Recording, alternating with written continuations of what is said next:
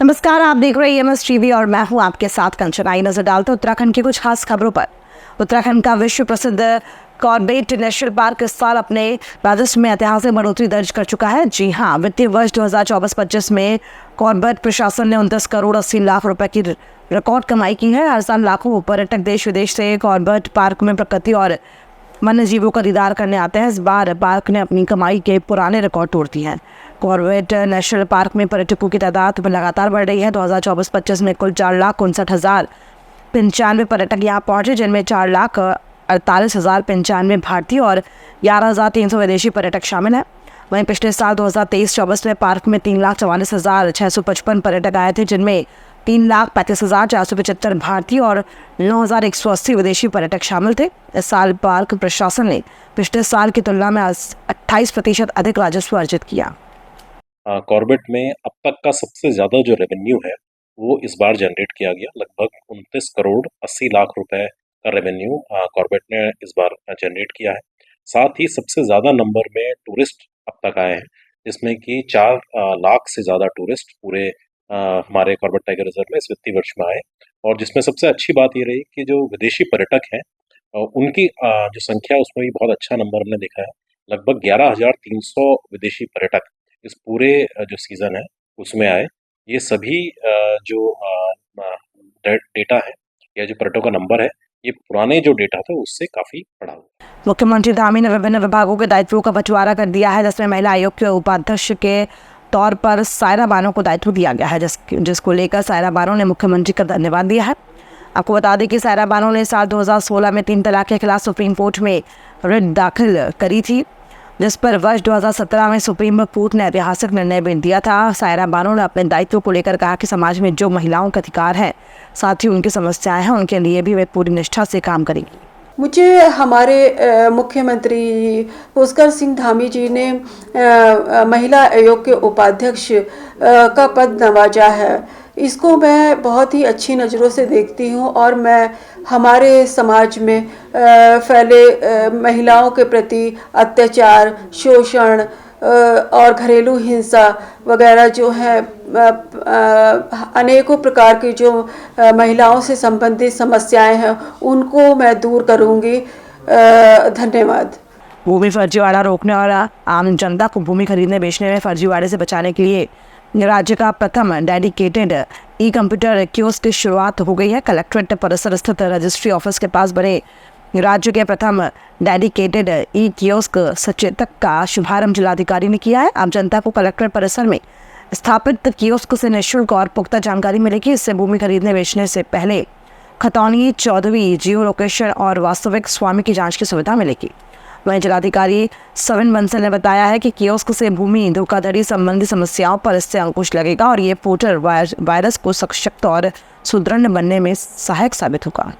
जो आम जनमानस के लिए सुविधाएं हैं, चाहे वो हमारे रजिस्ट्रीज़ हैं या हमारी सोशल ट्रांजैक्शंस हैं या हमारे जो निवेश हैं जो हम अंतिम चरण तक पहुंचाना चाह रहे हैं, अंतिम व्यक्ति तक पहुंचाना चाह रहे हैं, उनको कैसे सुगम बनाना है कि वो वहाँ तक इंटेंडेड वे में पहुंच जाएं और उनका जो रिटर्न्स है वो हमारा मैक्सिमाइज हो जाए। तो उसी दिशा में ये कियोस्क आज लॉन्च किया गया है और इससे हम समझते हैं कि फ्रॉड्स भी घटेंगे और गवर्नेंस पे ट्रस्ट बढ़ेगा और जो इंफॉर्मेशन बैंक है उसका एक्सेस आम जनमानस तक होगा। उत्तराखंड मदरसा बोर्ड अध्यक्ष मुफ्ती शमन काजमी ने कहा कि वक्फ संशोधन बिल ऐतिहासिक है।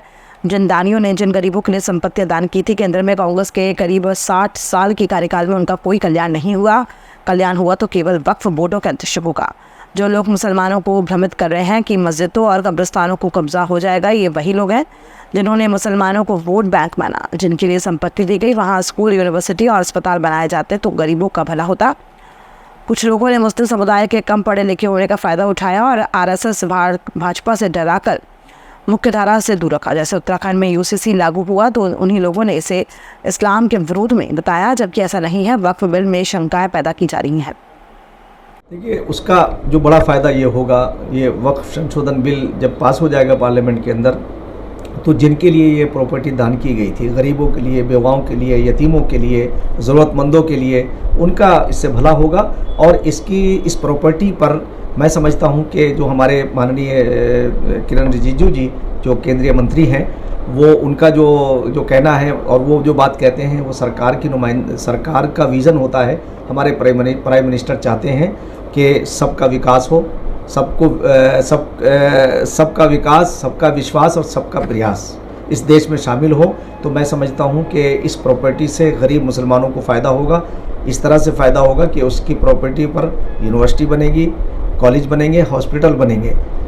और जो बड़ी प्रॉपर्टी हुई, जो बड़े बड़े लोग जिन्होंने 60 साल में कांग्रेस की मैंडेटरशिप की है, उनसे वो खाली कराई जाएगी।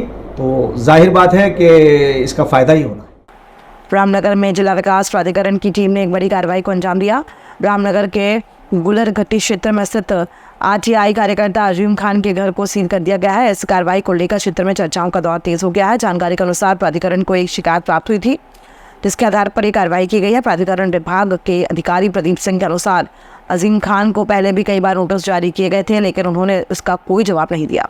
इस वजह से मजबूरन प्राधिकरण को एक कदम उठाना पड़ा। वहीं इस मामले में आरटीआई कार्यकर्ता आजम खान ने प्राधिकरण की कार्रवाई को अवैध बताते हुए गंभीर आरोप लगाए हैं। उनका कहना है कि उनके मकान को बिना किसी पूर्व सूचना, बिना नोटिस दिए ही सील कर दिया गया है। उन्होंने कहा कि मुझे कोई नोटिस नहीं दिया गया है, ना ही कोई कानूनी प्रक्रिया अपनाई गई। मेरे मकान को सील करना पूरी तरह से गैर कानूनी है।